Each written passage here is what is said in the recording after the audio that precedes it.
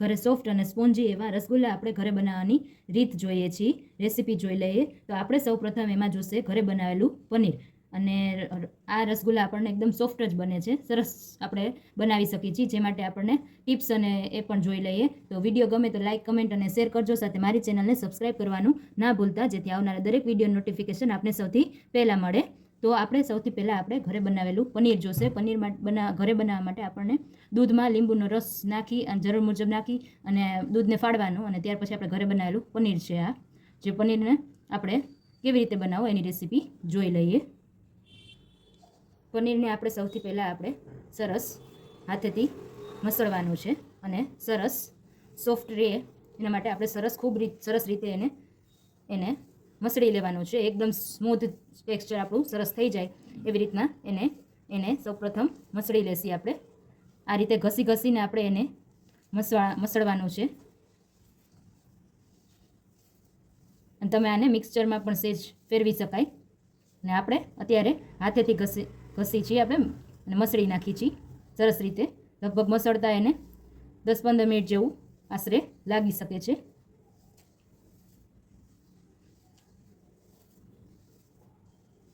બીજું કંઈ એડ કરવાનું નથી, કોઈ પણ ફ્લોર. સરસ સોફ્ટ જ બને છે,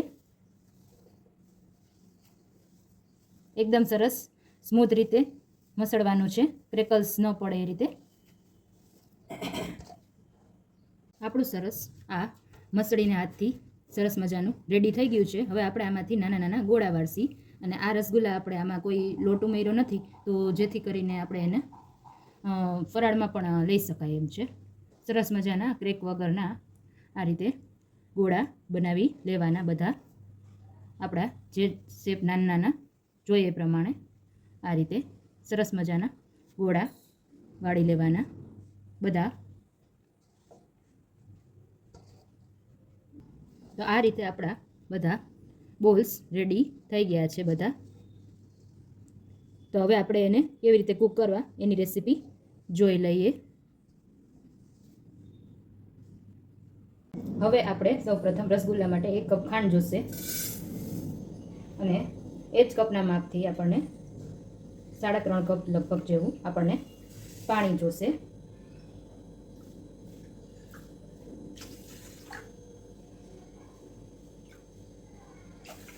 અને ખાંડને આપણને સાવ ઓગળી જાય ત્યાં સુધી એને ઉકળવા દેવાનું પાણીને.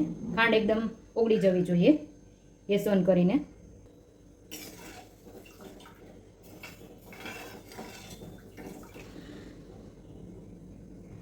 હવે ખાંડ સરસ મેલ્ટ થઈ અને પાણી બરાબર થઈ ગયું છે. એક ઉફાણો આવ્યો છે, સ્ટાર્ટ થઈ ગયો છે. હવે આપણે બોલ્સ નાખી દેશી. એક આ રીતના બોલ્સ નાખી દેશી.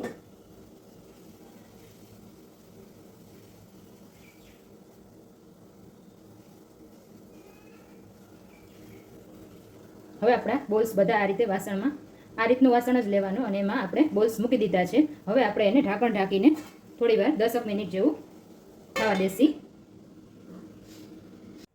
આપણા રસગુલ્લા રેડી થઈ ગયા છે. આ રીતે સરસ સોફ્ટ એવા રેડી થઈ ગયા આ રીતે. હવે એને આપણે પાણીમાંથી કાઢી લેશી. સરસ મજાના સોફ્ટ એવા રેડી થઈ ગયા. જો આ રીતે આપણા સરસ રેડી થઈ ગયા છે. હવે આપણે એને સર્વિંગ પ્લેટમાં ઠંડા થાય એટલે ચાસણી સાથે બહાર લઈ લેશી.